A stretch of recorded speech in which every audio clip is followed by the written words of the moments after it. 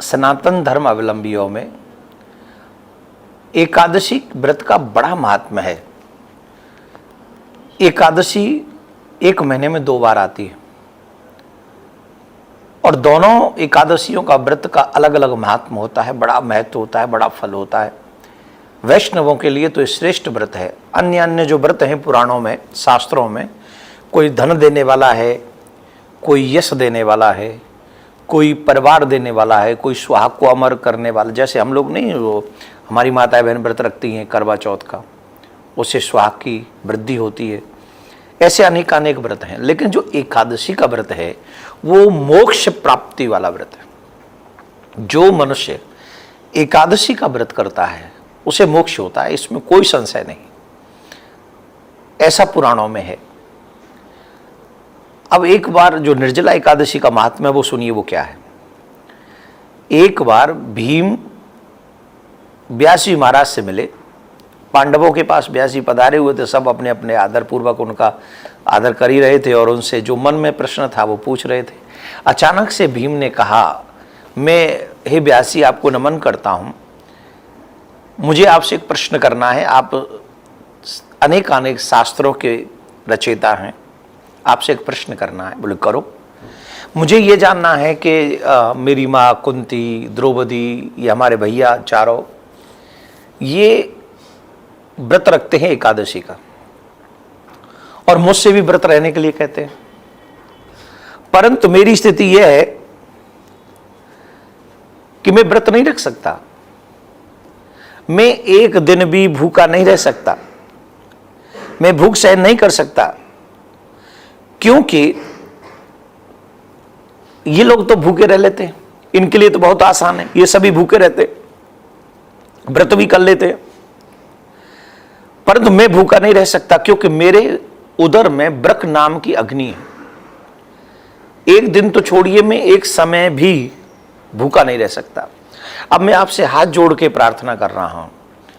व्यास जी ने कहा, अगर तुम स्वर्ग नरक की बातें करते हो, भीम ने कहा था कि ये सब कहते तुम एकादशी का व्रत नहीं करते हो तो नरक जाना पड़ेगा तुम्हें, तुम एकादशी के दिन भी अन्न खाते हो तो नरक जाना पड़ेगा।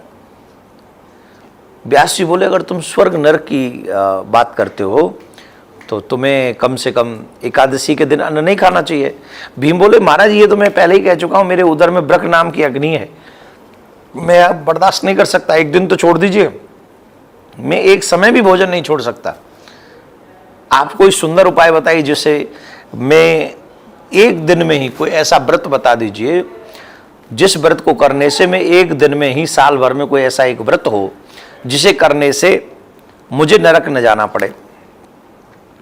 व्यास जी महाराज ने कहा, भीम मैं जो तुम्हें उपाय बताने जा रहा हूं यह साधारण उपाय नहीं है, ये उपाय स्वयं भगवान ने मुझे बताया है।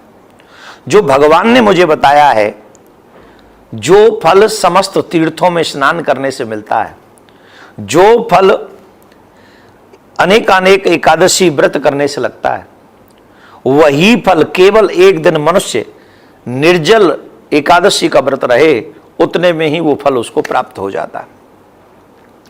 जो मनुष्य निर्जला एकादशी व्रत करते हैं उनकी मृत्यु के समय यमदूत उनको लेने के लिए नहीं आते, यमदूत उन्हें दिखाई नहीं पड़ते, अपितु भगवान के पार्षद आते हैं, विमान में बैठालते हैं और उसे विष्णु लोक के लिए ले जाते हैं। यही सत्य है। इसका मतलब समझे आप लोग, इसका मतलब है कि व्यास जी ने ये कन्फर्म कर दिया कि जो पूरे साल एकादशी का व्रत नहीं कर सकते, वो अगर एक व्रत निर्जला एकादशी का व्रत एक दिन ही कर ले तो भी वो निश्चित तौर पर उसका कल्याण होगा और वो भगवान के धाम में जाएगा।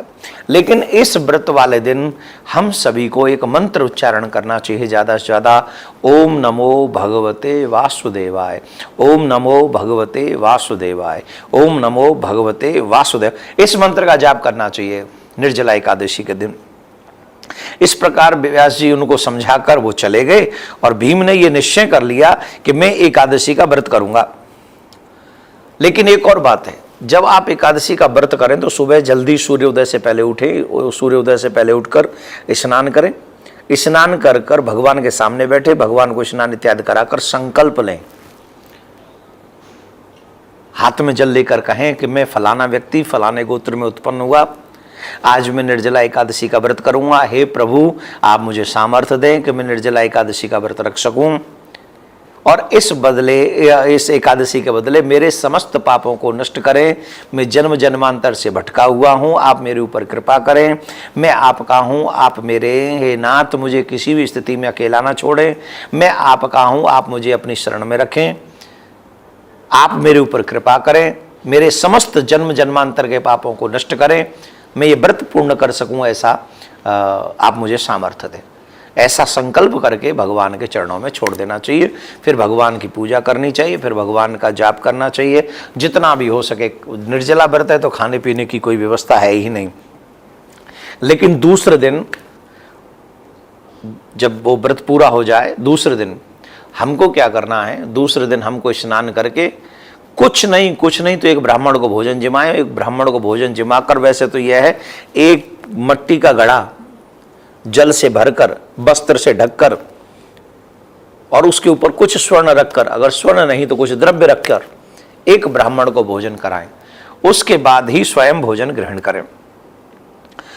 मनुष्य जो निर्जला एकादशी का व्रत करता है, करोड़ों पल सोने के दान का फल उसको मिलता है, इसमें कोई दो राय नहीं। जो मनुष्य इस दिन अन्न खाते हैं वे चांडाल के समान हैं और उन्हें नरक जाना पड़ता है।